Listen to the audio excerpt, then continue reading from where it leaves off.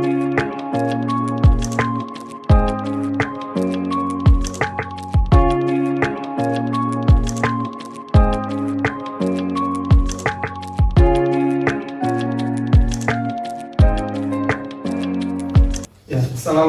warahmatullahi wabarakatuh. Waalaikumsalam warahmatullahi wabarakatuh. Alhamdulillahirabbil alamin. Wa bihi nasta'in wa ala umuri dunya waddin. Wassalatu wassalamu ala sayyidina Muhammadin wa ala alihi wa ashabihi ajmain amma ba'd. Ya, yang pertama-tama mari kita panjatkan puja dan puji syukur atas kehadirat Allah Subhanahu wa taala yang telah memberikan kita berbagai nikmat, seperti nikmat iman, kesehatan, dan nikmat berkumpul yang sedang kita rasakan saat ini. Nah, yang kedua, salawat serta salam mari kita curahkan kepada baginda kita Nabi Muhammad Sallallahu Alaihi Wasallam yang telah membawa kita dari zaman jahiliyah hingga zaman yang seperti saat ini yang kita rasakan, yang terang, yang nyaman, yang damai dan tentram. Ya, sebelum kita memulai, mari kita berdoa dulu. Sebelum kita memulai bimbingan konseling kelompok, mari kita berdoa dulu. Berdoa dimulai.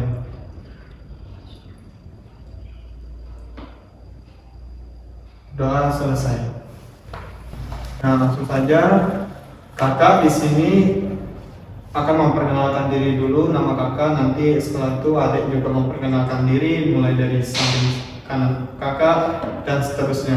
Nah, nanti langsung saja kakak perkenalkan nama kakak, Kak Faisal. Kakak umurnya 23 tahun, asal dari Bangka Belitung. Nah, mungkin setelah kakak bisa memperkenalkan namanya. Nama saya Muhammad Fakir Rais dari Tangerang, umur 14 tahun.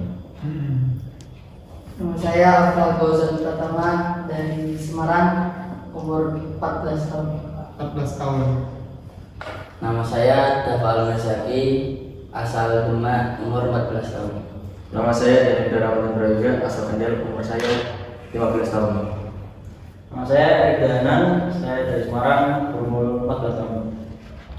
Nama saya Rafael Negara, asal Solo, umur 14 tahun.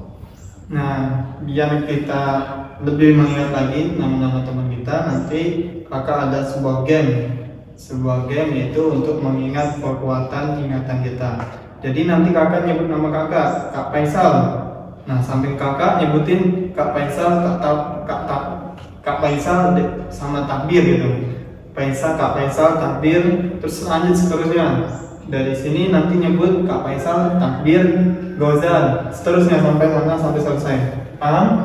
Nah, biar kita saling kenal satu sama lain. Biar maka ada pepatah mengatakan tak kenal maka tak sayang. Biar kita saling menyayangi, saling dalam arti sayang itu bukan kayak kita sayang sama kayak perempuan ya, enggak. Sayang itu maksudnya peduli sama sesama kita. Ya, langsung mulai saja. Faisal dan takbir. Ulang. Faisal takbir. Faisal Takbir Gauzan. Faisal takbir Gauzan Almer. Faisal takbir Guzan Ahmad dan Indra. Faisal Takbir Gauzan Amir dan Hanan. Faisal takbir Guzan Ahmad dan Hanan Rafael. Faisal takbir Gozan Almer Danen Hanan dan Rafael. Coba kamu. Faisal takbir Gauzan Almer dan Hanan Rafael. Faisal Takbir Gauzan Almer dan Hanan Rafael. Coba. Faisal takbir Guzan Ahmad dan Hanan Rafael. Ya, berarti kita sudah saling mengenal ya. Terus sih hanya melatih mengingat kita. Nah, langsung saja kakak buka. Jadi sebelumnya kakak di sini tuh ada sebuah tugas, yaitu melakukan bimbingan konseling kelompok. Nah, apa itu bimbingan konseling kelompok? Ada yang udah tahu sebelumnya? Angkat tangan. Bimbingan kelompok, ada yang tahu sebelumnya? Apa? Menambah bahasa. Menambah? Ada lagi? Bimbingan yang dijawab secara umum. Ada lagi? Selain menambah wawasan, selain bimbingan yang dilakukan secara kelompok, ada lagi? Mungkin Kak Almer, adik Almer ada? Ya, bimbingan yang dilakukan secara kelompok. Kan tadi sudah. Ya, berarti Kak Gozan, Kak Gozan sama. Bimbingan yang dilakukan secara kelompok dengan tujuan untuk saling mengenal, menambah wawasan, meningkatkan, memberikan pendapat, harus memberikan pendapat yang baik, dan salah satu tempat untuk bisa menyelesaikan masalah. Betul. Ini lengkap. Jadi bimbingan kelompok itu adalah salah satu layanan yang digunakan untuk konseling. Nah, seperti ada di sekolah kalian itu ya BK namanya, bimbingan konseling. Jadi bimbingan kelompok itu termasuk salah satu layanan bimbingan konseling. Jadi mana nanti di situ kita akan mengadakan bimbingan kelompok seperti ini, yang kita di mana akan membahas sesuatu permasalahan yang sedang hangat, seperti contohnya tentang bullying yang sedang marak, tentang perundungan dan sebagainya. Jadi itu salah satu bimbingan kelompok. Nanti kita akan sama-sama membahas sebuah permasalahan yang itu. Nanti kita ambil dari semua tanggapan dari kita semua, mengajukan tanggapan, dan kita akan belajar cara berdiskusi dan menyelesaikan sebuah permasalahan itu. Nanti yang pada ujungnya kita akan mendapatkan sebuah pelajaran yang dimana nanti kita akan menjadi lebih baik ketika mendapatkan suatu hadapan permasalahan. Nah, langsung saja. Jadi ada beberapa asas yang akan kakak jelaskan dalam bimbingan kelompok, yaitu pertama itu ada asas keterbukaan. Ada asas keterbukaan itu kita saling terbuka di sini. Jadi jangan ada yang takut, dan jangan sampai ada sesuatu permasalahan yang kita bahas ini sampai ke luar sana. Jadi keterbukaan ini akan ketika kalian mempunyai pendapat itu kita akan terima. Mau itu pendapatnya kurang tepat, tetap kita terima. Jadi teman-teman, adik-adik semuanya bisa berpendapat. Nah, yang kedua itu ada asas kesukarelaan. Nah, di sini kan semuanya kakak minta bantuannya karena sukarela ya, betul tidak? Kak Daniel sukarela kita? Sukarela. Nah, Kak Gozan? Oh, dari mukanya sukarela. Sukarela. Ya, jadi ini salah satu asas yang sudah kita jalankan, yaitu kesukarelaan. Dan yang ketiga ada asas kedinamisan, yaitu percakapan di sebuah dialog yang kita lakukan atau diskusi. Nah, nanti ada beberapa tahap, yaitu ada 4 tahap. Jadi ada pembukaan, peralihan, kegiatan, dan terakhir tahap penutup. Nah, nanti kakak akan membahas sebuah topik, ada namanya topik tugas dan topik bebas. Nah, kakak ingin membahas sebuah topik bebas, yang dimana topik itu kalian yang menentukan. Mungkin adik-adik semuanya mempunyai beberapa topik, atau ada yang ingin mengajukan topik sebelumnya, bisa angkat tangan. Ya, apa? Dek Gozan? Pergaulan bebas di masa muda. Ada lagi? Bullying di mana ini? Di sekolah. Nah, di sekolah. Sebelumnya ada lagi yang ingin mengajukan? Manfaat berolahraga. Manfaat dari berolahraga. Ada lagi? Gadget. Gadget itu apa? Gadget itu dia kayak perangkat elektronik yang sering dipakai manusia-manusia. Ada lagi yang mau mengajukan? Homosex. Kak Rafael? Intoleransi. Nah, kan semuanya sudah mengajukan, itu semuanya bagus-bagus semua. Nah, nanti kakak saja yang menentukan ya, nanti tinggal kalian jawab setuju atau tidak. Jadi kakak akan memilih salah satu topik, yaitu dari Kak Hanan, yaitu gadget. Gimana, setuju atau tidak? Setuju. Sebelumnya di sini adik-adik tahu apa itu gadget? Ada yang tahu apa itu gadget? Gadget adalah elektronik yang digunakan manusia dalam sehari-hari untuk menggali informasi. Ada lagi? Perangkat elektronik yang digunakan oleh manusia untuk membantu kehidupan keseharian. Bagus. Ada lagi ingin menyampaikan? Gadget itu apa?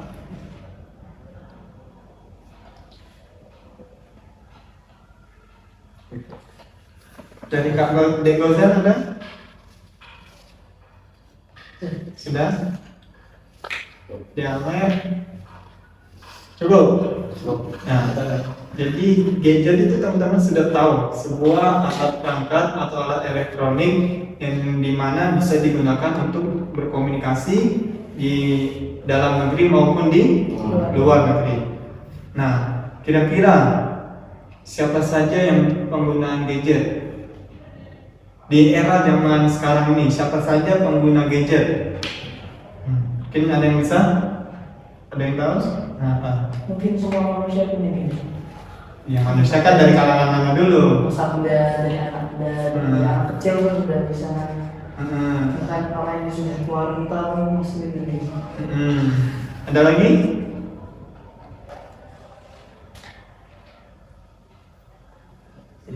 Dan memang betul. Jadi Kak Golden itu udah benar. Jadi pengguna gadget itu dari kalangan bahkan sudah bayi itu, maksudnya umur 3 sampai 2 tahun itu udah bisa menggunakan gadget itu tidak. Walaupun hanya sekedar scroll itu udah meminta gadget karena udah keterbiasaan orang tuanya memberikan gadget. Dari bayi, anak-anak, masa muda, remaja, dewasa hingga lansia. Itu banyak di era sekarang udah menggunakan gadget. Bahkan udah hampir seluruh dunia yang menggunakan gadget, dari masa bayi sampai kanak-kanak sampai lansia itu. Nah, kira-kira manfaat dari HP itu apa? Kalau menurut adik-adik semuanya, mungkin yang mau menjawab bisa angkat tangan. Bisa bermungkin. Nah, selain game yang bermanfaat loh, mungkin bermanfaat tidak? Nah, belum. Ya, jadi kakak tanya kira-kira apa manfaat dari HP dalam kehidupan kalian sehari-hari? Cepat dapat informasi. Nah, informasi tentang hal apa ini? Kan ada Berita mungkin berita-berita yang masih trending baru temuin kan bisa masuk notifikasi sering. Selain itu kan adik kan sebagai pelajar, apakah adik tidak perlu mencari tentang pembelajaran di internet? Nah, ada lagi? Dapat berkomunikasi dengan mudah. Dengan mudah. Siapa lagi ada yang mau berpendapat? Untuk bekerja, Bekerja seperti apa contohnya? untuk menyimpan file-file atau privasi. Ada lagi? Hanan? Ambil foto dalam video penggunaan. Iya. Selain itu, manfaatnya apa lagi?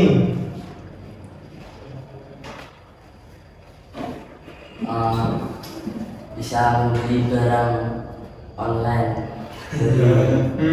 Ya. Online. Agar apa itu? Agar yang untuk orang-orang yang mager keluar. Jadi orang yang lagi belum mau keluar karena kendala cuaca mungkin ya, bisa cara dengan membeli online. Dengan adanya gadget bisa tinggal klik gitu ya. Nah, ada lagi? Takbir, takbir.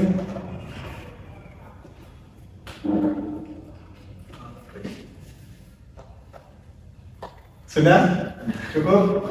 Nah, dari yang ada sampaikan semua itu emang betul. Jadi gadget itu manfaatnya tuh sangat banyak. Ya salah satunya mempermudah mencari sebuah informasi, mempermudah kita dalam belajar, mempermudah kita dalam mencari sebuah informasi yang sedang sangat viral. Contohlah seperti mencari berita-berita yang terkini, atau kayak contoh dalam kesehatan, kita bingung mau untuk mencari obat-obatan, kan tinggal kita searching di internet langsung keluar tidak? Langsung kan apa aja, entah itu obat herbal maupun tidak herbal. Nah selanjutnya untuk dari segi kesehatan itu gimana kalau di gadget? Teman-teman adik-adik ada yang tahu tidak? Tapi dari segi kesehatan, dari segi agama, gadget itu ada nggak manfaatnya di gadget? Apa? Bosan? Kalau di HP itu kan ada aplikasi namanya dokterku yang biasanya dipakai buat kalau misalnya tiba-tiba sakit ini kenapa bisa konsultasi ke aplikasi itu. Aplikasi dokter gitu. Iya. Nah, selain itu Ada Al-Quran di HP juga bisa. Jadi semuanya sudah lengkap ya. Ada lagi? Iya, kalau misalkan lihat HP itu kayak gitu-gitu tidak pakai pulsa yang terkenal tuh jadi gampang ya. Scroll dikit tuh mau pulsa tuh malah kita. Oh, jadi dengan gadget itu kita mempermudah untuk mencari dakwah-dakwah yang kita tak ketahui gitu ya. Nah, ada lagi.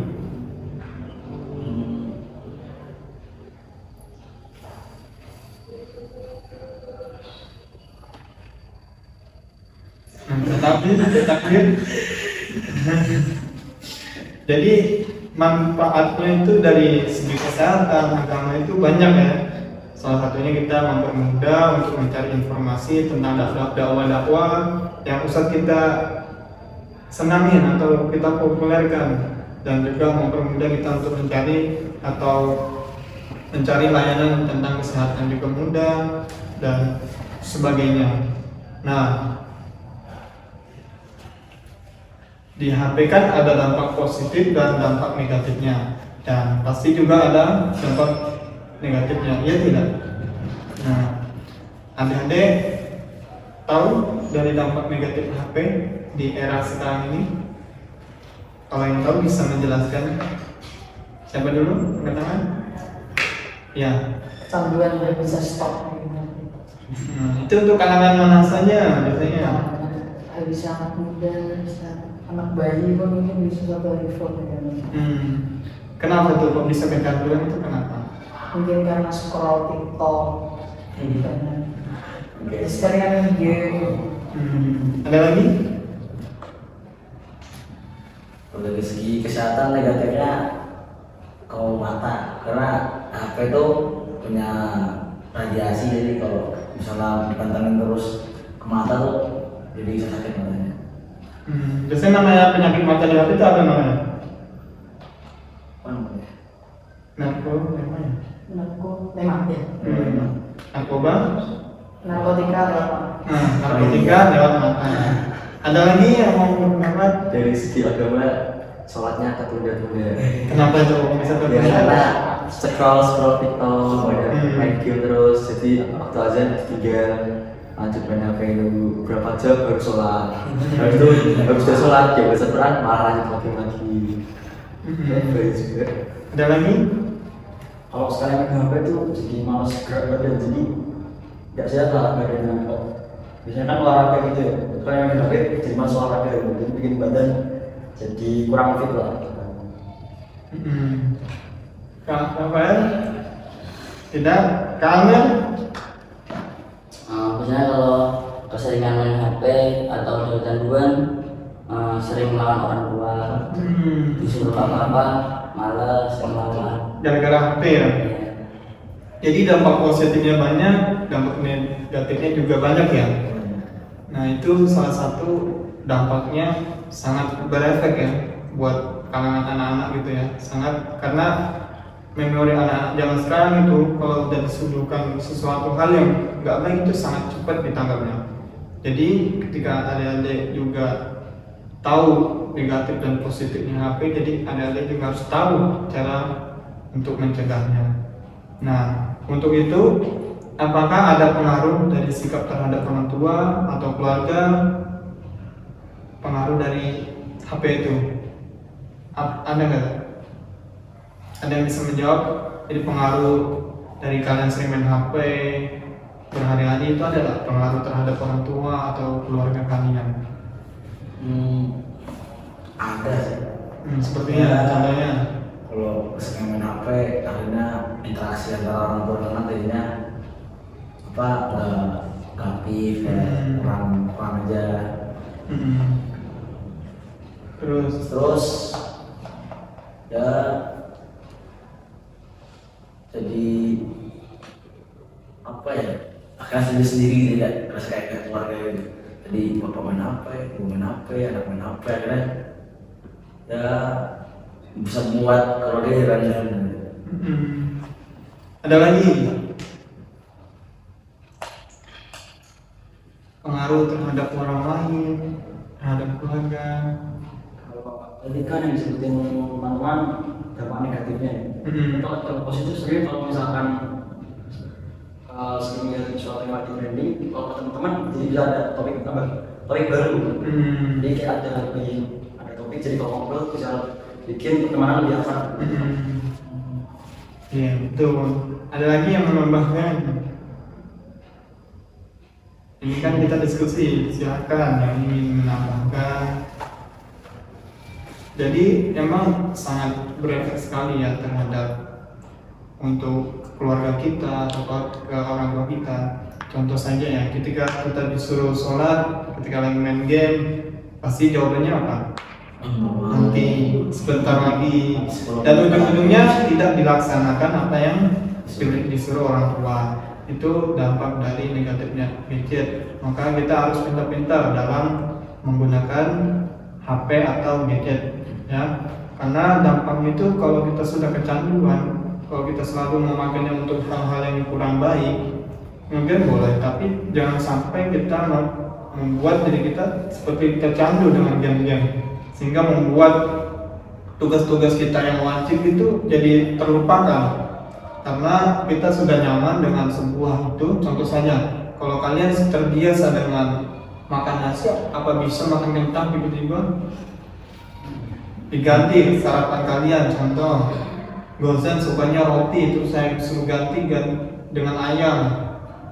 Apa bisa? Secara langsung tidak bisa. Dan sama juga HP itu, kalau kita dari kecil sudah diajarkan main HP, apalagi untuk nge-game dan sebagainya, itu akan kecanduan sampai dewasa. Ketika kita ingatkan, pasti ada jawabannya sebentar, ya 5 menit, bentar lagi, dan akhir-akhirnya tidak kita laksanakan. Jadi teman-teman, adik-adik bisa mewaktukan dalam main HP sehari itu berapa jam, ya.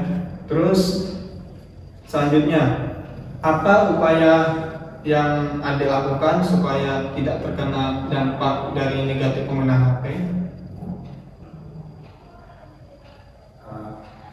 Ya, Upayanya saya udah tahu main HP, jadi sadar diri kalau misalkan udah berapa menit atau berapa jam kemudian berhenti main HP, cari kegiatan yang lebih bermanfaat. Misalnya kalau buat reminder tuh pasang alarm dari jam berapa, kan main game dari jam 8, pasang alarm kamu sampai jam 9. Jadi kan cari kegiatan apa, kayak main di luar, main teman, sepedaan atau lain-lain. iya betul. Ada lagi? Ya harus sepaku sih pencegahannya. Jadi main HP jangan sampai kebablasan zuhur, kebablasan sholat, sampai apalagi kalau disuruh ya dimatiin dulu HP ya, jangan tetap terus-terusan sampai melawan. Ada lagi yang berpendapat dari Kak Daniel, Kak Rafael? Nah, jadi kita sudah tahu kan dampak positif, negatif dari penggunaan gadget. Itu tidak baik untuk berlebihan untuk digunakan oleh anak-anak, kecuali dalam hal penting seperti bekerja, mengerjakan tugas, dan lain sebagainya. Jadi kalau ketika kalian menggunakan HP harus berbagi waktunya, harus bisa memanage waktunya, membagikan waktunya bermain, waktunya belajar dan belajar. Nah, selanjutnya dari yang kita bahas, apa pesan dari adik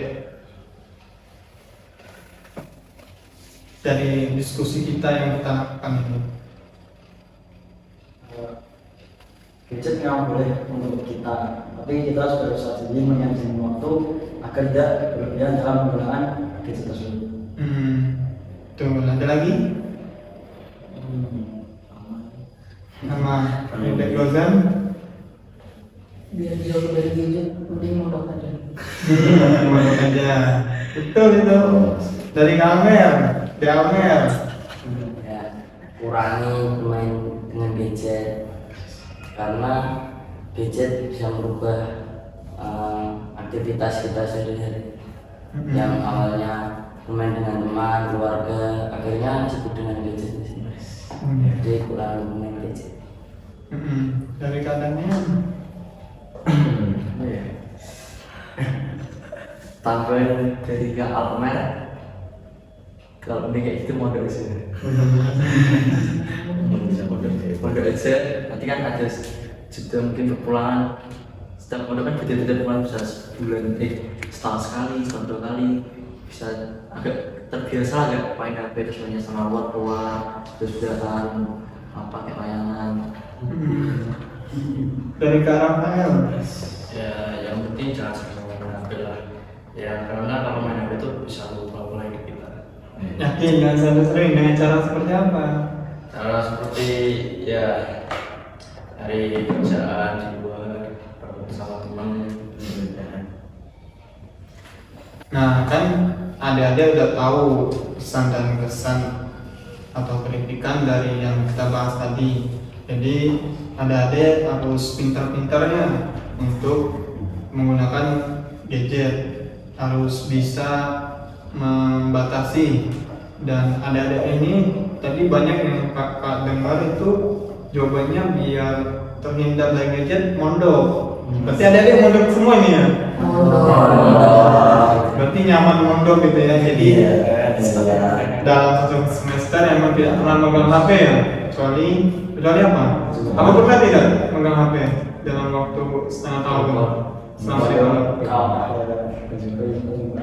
Oh, kalau di Manjungan itu boleh main HP? Ya, karena kalau tetap boleh. Selain itu bisa main HP. Ya. Kalau Manjungan itu biasanya hanya boleh main HP aja gitu. Ya, orang tua boleh datang, boleh ngobrol. Ya, mungkin solusi kalau udah kecanduan mungkin solusinya itu dipondokan ya. Jadi ada semua ini termasuk pengguna HP semua ini. Iya. Oh iya, jadi makanya dipondokan biar untuk mengurangi kecanduan dari main HP. Nah, dari diskusi kita yang kita sampaikan tadi itu kan kita sudah berdiskusi dari dampak positifnya HP, penggunaan HP dan sampai dampak negatifnya. Nah, tadi adik-adik juga sudah menyampaikan pesan dan kesan terhadap yang diskusi kita lakukan. Nah, jadi buat adik-adik kesimpulannya dari kakak, jadi gunakanlah HP kalian untuk hal-hal kepentingan yang menurut adik itu membuat adik tidak nyaman atau membuat adik itu dalam kecanduan dalam hal negatif, itu harus dihindari dengan cara dikurangi main HP-nya. Apalagi di masa-masa kanak-kanak ya, sangat berbahaya ketika masih kanak-kanak udah sering dikasih HP. Kan banyak di zaman era sekarang kan orang tuanya kerja, jadi anaknya tinggal dikasih HP diem. Betul tidak? Mungkin kita lihat di kalangan biar anak-anaknya diam, kasih HP, dia aman ya. Tapi dampaknya itu sangat tidak bagus karena ketika kita tidak memberikan apa yang dilakukan anak itu. Biasanya kita nih sudah membiasakan anak-anak diberikan HP, terus kita tiba-tiba kita ambil, apa yang dilakukan anak itu? Bahkan sampai nangis-nangis, bahkan bisa membanting HP-nya, gitu kan? Jadi adik-adik harus kita ambil pembelajaran dari sebuah diskusi ini bahwa penggunaan gadget yang begitu lama itu membuat kita jadi kecanduan, apalagi dalam hal yang kurang baik, ya. Jadi itu saja. Setelah ini kakak akan ice breaking. Nah, ada ice breaking sebelum kakak tutup. Jadi nanti semuanya bisa melihat ke kakak. Jadi nanti speakingnya kita melatih otak kiri dan kanan kita. Jadi adik-adik bisa lihat tangan kakak. Nanti ikutin ya, kalau udah bisa kiri, kiri, kanan, kiri, kanan, kiri, kanan. Jadi pelan-pelan dulu, kiri, kanan, kiri, kanan, kiri, kanan, kiri, kanan, kiri, kanan, kiri, kanan, kiri, kanan. Ya, coba nenek bareng-bareng, ayo kakak pandu, 1, 2, 3, kiri, kanan, kiri, kanan, kiri, kanan. Ya, tepuk tangan semuanya. Ya, karena terima kasih atas waktunya, karena mengingat waktu kakak terbatas. Jadi mungkin kita bisa lanjutkan di pertemuan selanjutnya. Jadi kakak juga berterima kasih atas kesediaan dari adik-adik, kesukarelaannya mau diajak berdiskusi atau melakukan bimbingan kelompok bersama kakak.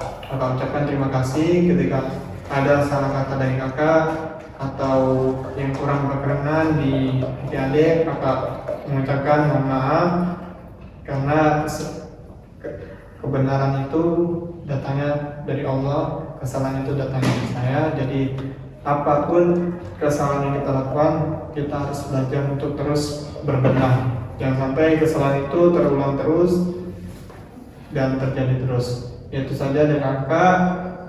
Ya, sebelum kakak tutup, tadi pembukanya ada kita berbuka dengan doa, maka kita akhiri juga dengan doa. Ya, sebelum kakak tutup, mari kita berdoa menurut agama masing-masing. Berdoa dimulai.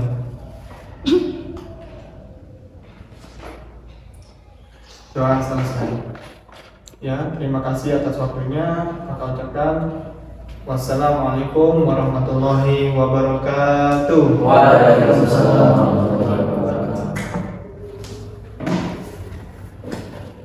Terima kasih ya.